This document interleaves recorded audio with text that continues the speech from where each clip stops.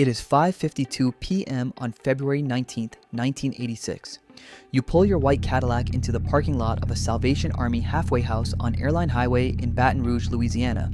You do this every night. Same time, same parking spot, same route from your house. You know this is a mistake. You have known it for months. On the passenger seat next to you is a briefcase. Inside that briefcase is federal grand jury testimony. Names, dates, bank accounts, flight routes, enough to destroy Pablo Escobar, cripple the Medellin Cartel, and potentially expose one of the most embarrassing government secrets in American history. You put the car in park. Your hand moves toward the briefcase. Two men step out from behind a green dumpster 8 feet away. They raise MAC-10 submachine guns. You never reach for your .45. In 6 seconds, 27 bullets tear through the driver's side window. 5 hit your head, 4 hit your chest. Your body slumps against the center console. The engine is still running. Vivaldi's Four Seasons plays softly on the radio. Your Motorola pager buzzes. Message from your DEA handler. Call immediately. This is urgent. You are already gone. But here is the thing that will haunt every federal agent, every lawyer, every person who ever worked with you. Everyone knew this would happen. The DEA warned the judge. The FBI tracked 3 Colombian assassins entering the country on fake papers 6 weeks before this moment.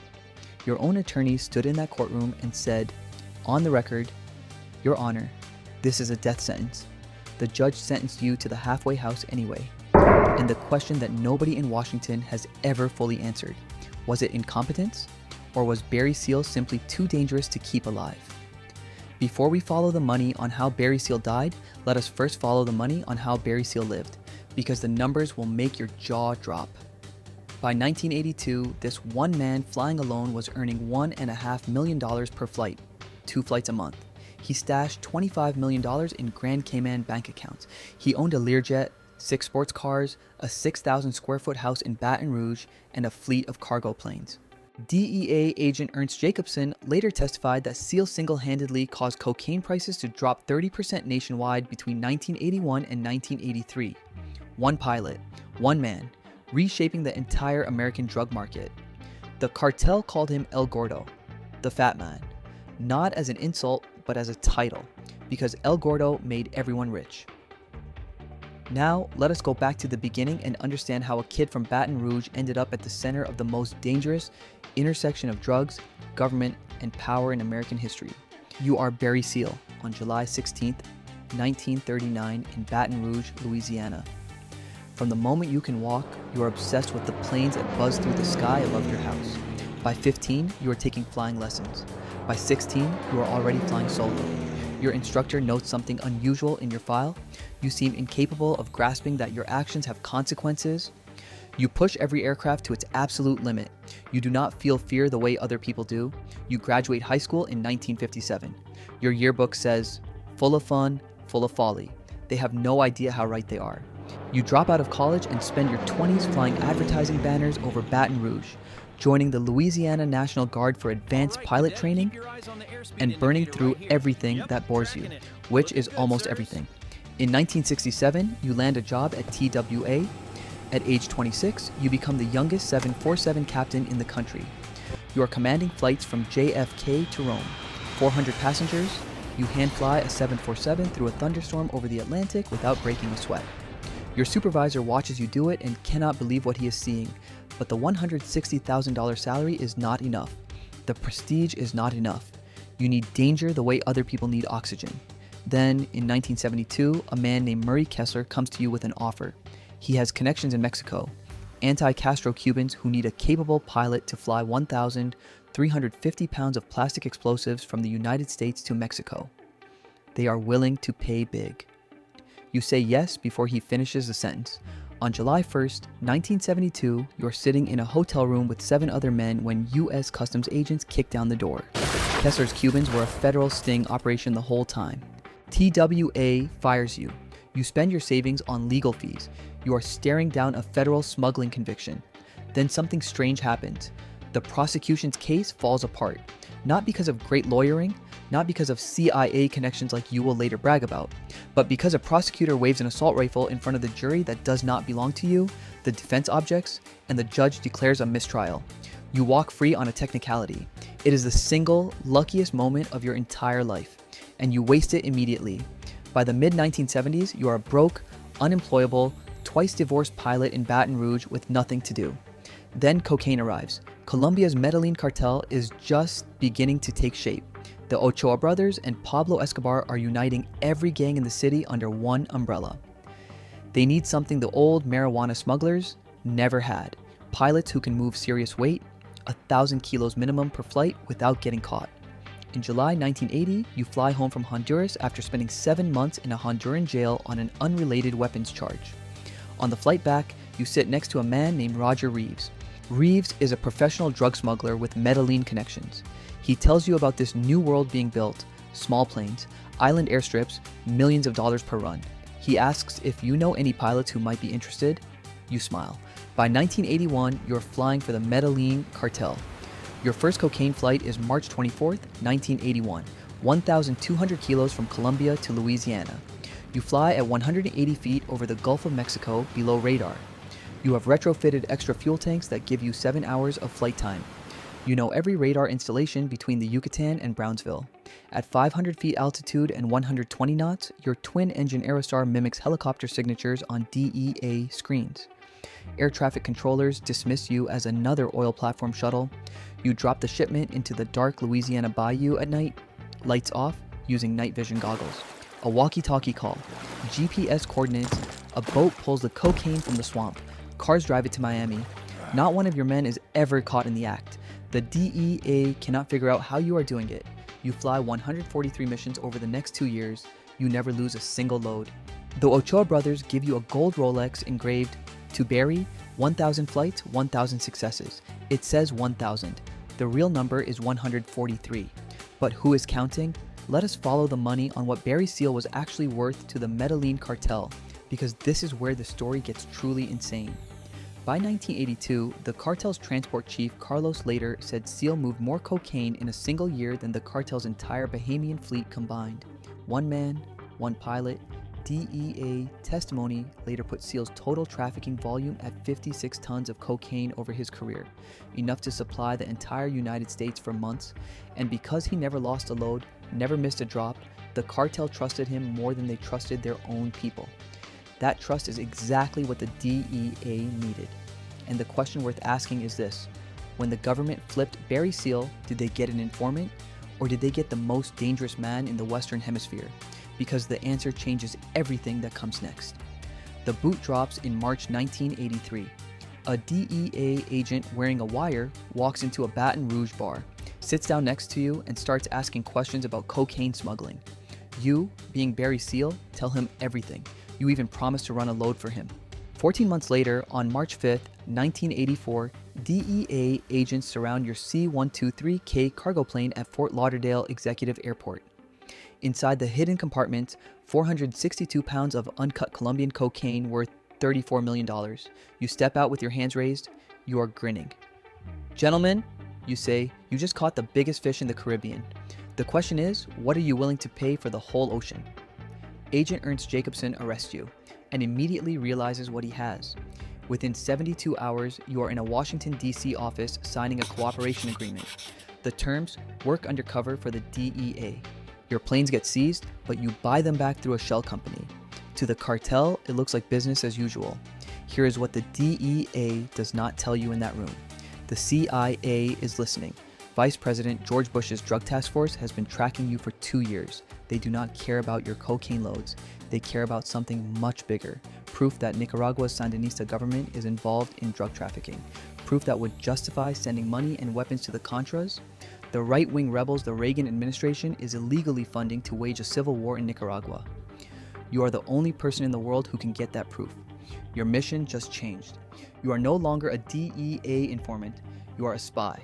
The CIA installs 2 hidden cameras in your plane.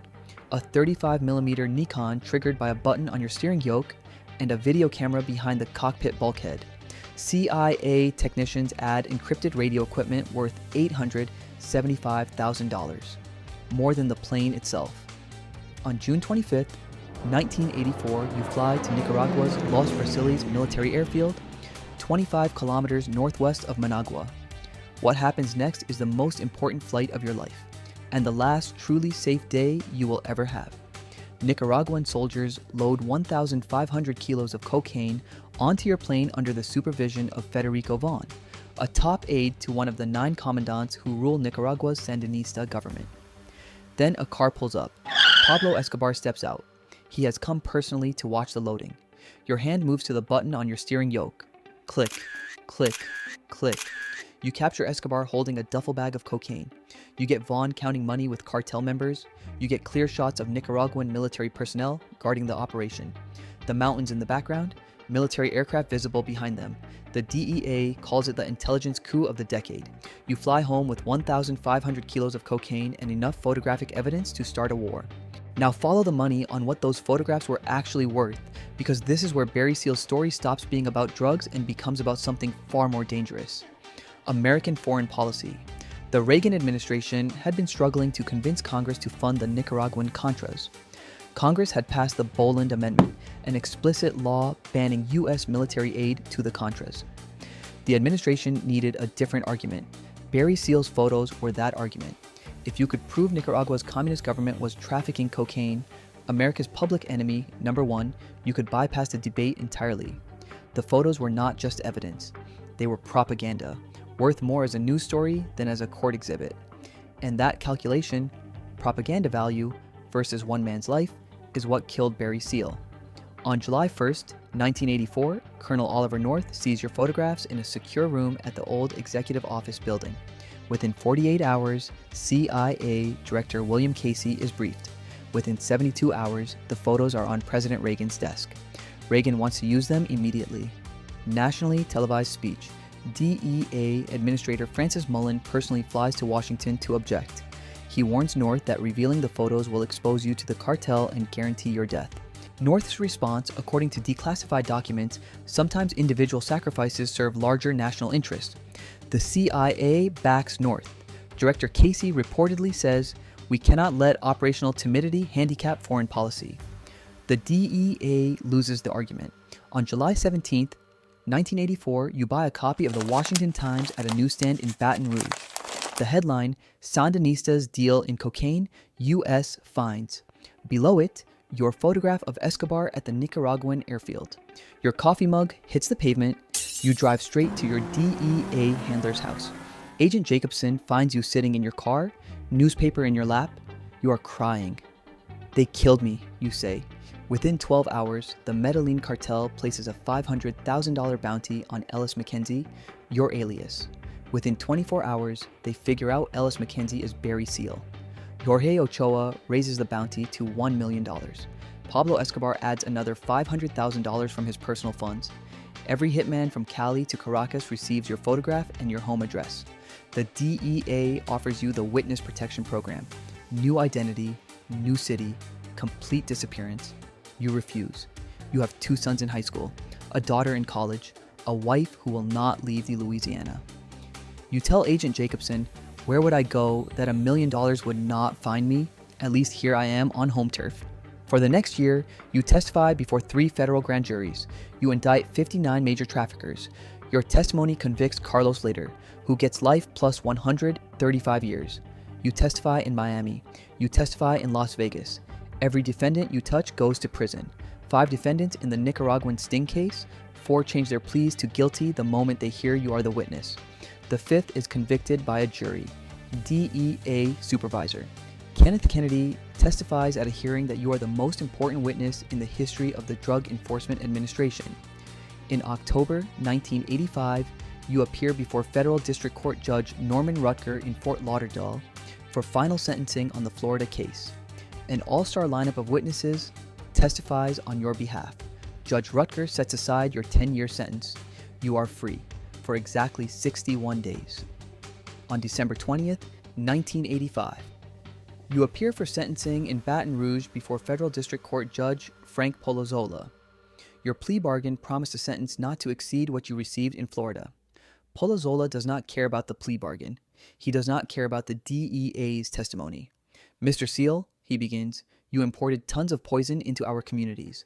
The sentence, 5 years probation, a $35,000 fine, and 6 months at the Salvation Army halfway house at 8401 Airline Highway in Baton Rouge. Not your fortified home with motion sensors and reinforced doors, a public halfway house, no security, no gates, a chain link fence anyone can climb in 4 seconds, a posted schedule that tells the world exactly where you will be every night at exactly what time. Your attorney stands up immediately. Your Honor, this is a death sentence. Polozola responds, you take your chance, Mr. Seal. He then rules that your bodyguards cannot carry weapons because armed guards under your supervision would put you in constructive possession of a firearm. Violating your probation, they have stripped you of your freedom, your protection, and your right to defend yourself, and they read your address in open court. Follow the money on this decision because the numbers tell a very specific story. The DEA filed a threat assessment with Judge Polozola's office on January 15, 1986, more than a month before the assassination. It stated that the assassination probability was very high and recommended immediate relocation. The FBI was tracking 3 Colombian nationals who had entered the U.S. through Mexico on false papers. Intelligence identified them as Medellin sicarios, professional assassins. The judge was informed. He refused to modify the sentence. He later claimed he was never told of any specific credible threat. The FBI agent who delivered that threat assessment testified he handed it directly to the judge's clerk. So the question the comment section always asks, and it is a fair one, is this: was Judge Polozola incompetent, personally motivated, or working with someone? Because Washington has never given a straight answer. What do you think? Drop it in the comments. In January 1986, you meet with your DEA handlers for what will turn out to be the last time. You hand them a briefcase.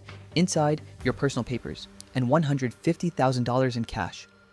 For my kids, you say. Agent Jacobson tries one more time to get you to run.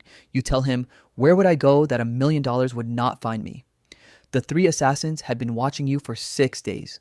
They knew your arrival window. They knew your parking spot. They knew you carry a pistol but keep it holstered, walking from your car. They even knew you stopped at the same Texaco station for coffee every morning. On February 19th, 1986 at 5:52 p.m., you pull into that parking lot for the last time. We already told you how this ends. All 3 assassins are arrested within 4 hours. They did not even leave Baton Rouge. The first was caught at a Greyhound station buying a ticket to Miami. The second was found in a motel room still wearing blood-spattered clothes. The third turned himself in after seeing his own face on the news. At trial, all 3 received life sentences without parole. But during testimony, one of them made a statement federal investigators have never fully explained. We were told the American government wanted him dead too. They promised to make no investigation. Declassified documents from 1995 reveal that your C-123 cargo plane, the same plane the CIA rigged with cameras, continued flying after your death, carrying weapons for the Contras under Oliver North's operation. The CIA denied involvement. The official story remains that Escobar ordered the hit and the cartel carried it out. But investigators found something odd. The assassin's motel room had been paid for with a credit card traced to a defunct CIA front company. Here's the final follow, the money on Barry Seal's death. The Medellin Cartel paid approximately $1.5 million in bounties and execution fees to kill Barry Seal. The United States government had spent approximately $3 million managing Seal as an informant. His testimony produced 59 indictments and put some of the most significant traffickers in American history behind bars. In exchange, the government gave him a halfway house with no security, a judge who read his address in open court, and bodyguards who were legally forbidden from carrying guns. 7 years after Barry Seal died, the intelligence he gathered helped Colombian National Police corner Pablo Escobar on a Medellin rooftop. Escobar was shot dead on December 2nd, 1993. The man who ordered Barry Seal's execution died because of Barry Seal's work. But Barry Seal was not alive to see it, and the people who left him unprotected faced zero consequences. 2,000 people attended his funeral on February 21st, 1986. The DEA sent a wreath. The CIA sent no one. His widow received a letter from an anonymous sender in $250,000 in bearer bonds and 2 words, "Stay quiet." She did not. In 1997, she filed a wrongful death lawsuit against the CIA, alleging they deliberately exposed her husband by leaking his photograph to the press. The case was dismissed on national security grounds. The cocaine kept flowing. Other pilots replaced him within weeks. the Medellin route shifted to Mexico, building the infrastructure that would eventually become the Sinaloa Cartel. By 1990, more cocaine was entering America than when he was flying. The war on drugs sacrificed its best weapon and accomplished nothing. So here's what I want you to sit with. Barry Seal gave the United States government everything. He flew into Nicaragua, he photographed Pablo Escobar, he testified against 59 traffickers, and in return, an administration that used his photographs as political propaganda let a judge put him in a public halfway house with no protection and a posted schedule after the FBI had already warned that assassins were in the city. Was the judge's decision incompetence, or did someone in Washington decide Barry Seal knew too much to stay alive? There is also a small airport in Mena, Arkansas connected to this story that we did not have time for today, and a governor who was running that state during Barry Seal's peak years. If you want that follow-up, drop it in the comments. And if you think the CIA had Barry Seal killed, or if you think this was just catastrophic government incompetence, let us know below, because that debate has been running for 40 years and nobody has settled it yet. If blood currency is your channel, following the money wherever it leads, hit subscribe right now. We go in order. Barry Seal is number 1. Next is Meyer Lansky, the man who ran the American mob's entire financial system for 50 years and died free at 80, never convicted of a single serious crime. That story drops next.